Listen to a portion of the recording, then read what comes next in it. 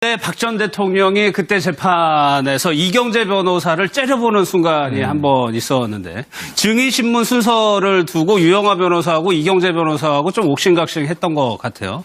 그때 기자의 표현을 보면은 차 교수님 매서운 눈빛으로 쳐다봐. 저희는 이 눈빛이 어떤 눈빛인지 알잖아요. 레이저 눈빛. 예, 이걸 한번 쳐다봤다는 거군요. 사실 이경재 변호사하고 어떻게 보면 지금 유영하 변호사는 같은 배를 타고 있는 동지적 관계일 수도 있지만 예. 그러나 서로 의뢰인은 서로 다르잖아요. 그렇죠. 서로 입장을 지금 보여야 될 입장이 다르기 때문에 이 박근혜 전 대통령 입장에서 봤을 때는 이경재 변호사가 지나치게 최순실 씨 쪽으로 옹호를 하면서 상대적으로 내한테 손해를 줄 수 있다고 생각할 수도 있는 거겠죠. 그렇기 때문에 그리고 또 앞서도 제가 말씀드렸지만 자신은 지금 자신이 둘러싼 여러 가지 사건에서 이건 최순실 단독 범행이지 예. 나하고는 관계없다는 식의 입장을 갖고 있는 거 아닙니까? 그렇기 그렇죠. 때문에 자신이 조금이라도 뭔가 엮이는 듯한 식으로 흘러갈 경우에는 가만히 있을 수가 없는 거죠. 그렇기 때문에 견제의 눈길을 보낼 수밖에 없는 거죠. 앞서 근데 최순실 씨하고 박근혜 대통령 전 대통령하고 이 재판에 임하는 태도 자체가 저는 완전히 다르다고 생각합니다. 왜냐하면 앞서도 제가 말씀드렸지만 박근혜 전 대통령은 어떻게 보면 이 법리적인 해법보다는 정치적 해법을 지금 나름대로 생각을 하고 결국은 어떤 식으로 최종 사면까지도 아마 머릿속에 그리고 있을지 모르겠지만 최순실 씨는 그렇지 않다는 거죠. 최순실 씨는 냉정하게 이 재판을 봤을 때 재판이 다 끝났다. 똑같이 유죄를 받았다. 형량도 거의 비슷하게 받았다고 하더라도 박근혜 전 대통령은 정치적으로 해법에 의해서 나갈 수 있지만 나는 그렇지 않을 거야. 나는 어차피 박근혜 전 대통령도 지금 그렇죠. 아까 이경재 변호사 째려보는 눈도 따지고 보면 나를 꼬리를 자르고 나하고 완전히 결별하려는 모습일 거야 하는 생각을 할 수밖에 없는 거죠. 그렇기 때문에 자신은 조금이라도 형량을 낮춰놔야 된다는 거죠. 그러니까 현실적으로 임할 수밖에 없는 거고 박근혜 전 대통령은 먼 걸 내다보면서 뭔가 대범하게 대담하게 보이는 그런 재수를 할 수밖에 없다고 봅니다. 차 교수님 말씀하고 조금 다른 지점이 있는데 그게 지금 박 전 대통령과 최순실의 균열이 갈라지는 대목이에요. 뇌물죄가 모두 여기 걸려있는 사람들은 모두 다 가장 중요해요. 이재용 삼성 부회장, 최순실 그리고 박 전 대통령 그렇죠. 뇌물죄가 인정되면 형량이 어마어마해지는 겁니다. 근데 뇌물죄가 만약 무혐의가 됐다. 그럼 최순실의 죄는 아주 가벼워져요. 결국 권력을 이용해서 내가 뭔가 특혜를 받았다고 했는데 그 특혜 실체가 없네? 뇌물이 무혐의네? 그럼 소소한 혐의만 남아요. 이재용 부회장은 바로 이제 이 피고에서 피해자로 바뀝니다. 대통령이라는 이 절대 권력이 강요를 해서 돈을 그냥 뜯긴 기업의 안타까운 총수예요. 풀려납니다, 바로. 근데 이 박근혜 대통령은 강요죄가 남아요. 권력을 이용해서 삼성을 강요했고 그 돈을 자 승마 지원하시오. 이렇게 한 혐의가 돼버리거든요. 형량은 많이 낮아지겠지만 이 대목에서 이 세 사람의 이해관계는 완전히 달라집니다. 지금 어제 이경재 변호사가 유영하 변호사보다 훨씬 변호사 선배죠. 자, 내가 먼저 좀 합시다. 이 순서에 끼어들면서 박 전 대통령은 재판 절차 잘 모르시는 분이잖아요. 재판 평생 처음 받아보는 거잖아요. 그래도 뭔가 느낌을 감지하고 레이저를 쐈다. 그리고 유영하 변호사가 이제 이야기를 할 때 이경재 변호사가 또 한마디 한 게 자, 최순실 아닙니다. 최서원이라고 불러주세요. 이렇게 얘기합니다. 이거 미묘한 대목이거든요. 이제 어찌 보면 박 전 대통령 측과 최순실 측에서는 좀 균열의 길로 접어든 것 아닌가 이렇게 관측이 됩니다. 제가 보기엔 균열 그런 측면도 있지만 박근혜 전 대통령은 최순실을 자기 아직도 밑으로 생각하잖아요. 근데 이제 유영하 변호사가 6월 1일 날 그런 뜻으로 얘기를 하나 했어요.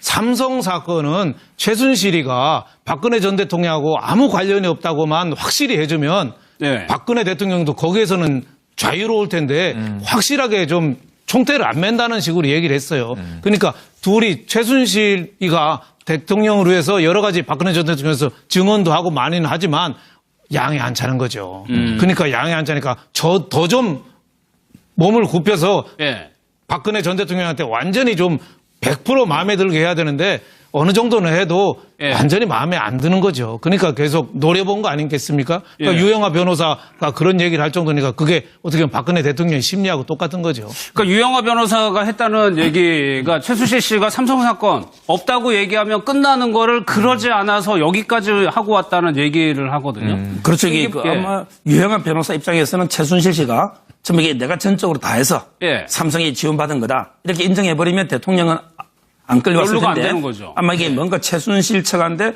책임을 떠넘기는 이런 뉘앙스로 말한 건 맞고요. 그다음에 이거 어제 그 순서 있잖아요. 어제는 보면 이게 원래는 이경재 변호사는 신문권이 없어요.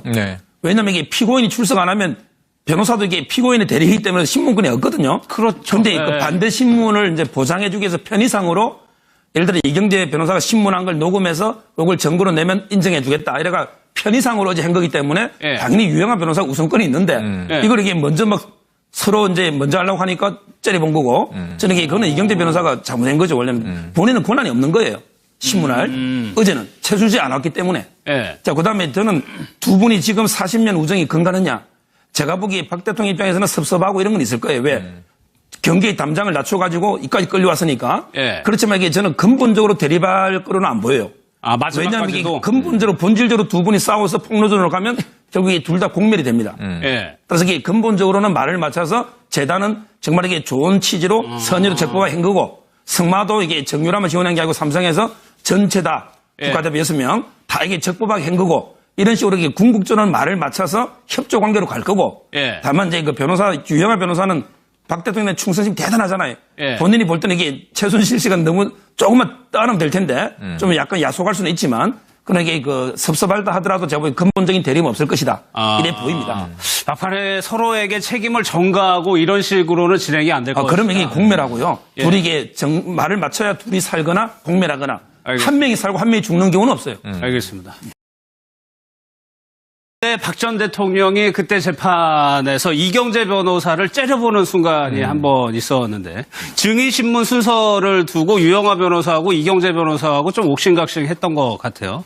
그때 기자의 표현을 보면은 차 교수님 매서운 눈빛으로 쳐다봐. 저희는 이 눈빛이 어떤 눈빛인지 알잖아요. 레이저 눈빛. 예, 이걸 한번 쳐다봤다는 거군요. 그 사실 그 이경재 변호사하고 어떻게 보면 그 지금 유영하 변호사는 같은 배를 타고 있는 뭐 동지적 관계일 수도 있지만 예. 그러나 서로 의뢰인은 서로 다르잖아요. 그렇죠. 서로 입장을 지금 보여야 될 입장이 다르기 때문에 이 박근혜 전 대통령 입장에서 봤을 때는 이경재 변호사가 지나치게 최순실 씨 쪽으로 옹호를 하면서 상대적으로 내한테 손해를 줄 수 있다고 생각할 수도 있는 거겠죠. 그렇기 때문에 그리고 또 앞서도 제가 말씀드렸지만 자신은 이 지금 자신 둘러싼 여러 가지 사건에서 이건 최순실 단독 범행이지 예. 나하고는 관계 없다는 식의 입장을 갖고 있는 거 아닙니까? 그렇기 그렇죠. 때문에 자신이 조금이라도 뭔가 엮이는 듯한 식으로 흘러갈 경우에는 가만히 있을 수가 없는 거죠. 그렇기 때문에 견제의 눈길을 보낼 수밖에 없는. 자, 최순실 아닙니다. 최서원이라고 불러주세요. 예, 이렇게 그렇죠. 얘기합니다. 예. 이거 미묘한 대목이거든요. 이제 어찌 보면 박 전 대통령 측과 최순실 측에서는 좀 균열의 길로 접어든 것 아닌가 이렇게 관측이 됩니다. 제가 보기엔 균열 뭐 그런 측면도 있지만 박근혜 전 대통령은 최순실을 자기 아직도 밑으로 생각하잖아요. 근데 이제 유영하 변호사가 6월 1일 날 그런 뜻으로 얘기를 하나 했어요. 삼성 사건은 최순실이가 박근혜 전 대통령하고 아무 관련이 없다고만 확실히 해주면 네. 박근혜 대통령도 거기에서는 자유로울 텐데 확실하게 좀 총대를 안 맨다는 식으로 얘기를 했어요. 그러니까 둘이 최순실이가 대통령을 위해서 여러 가지 박근혜 전 대통령에서 증언도 하고 많이는 하지만 양이 안 차는 거죠. 그러니까 양이 안 차니까 더 좀 몸을 굽혀서 예.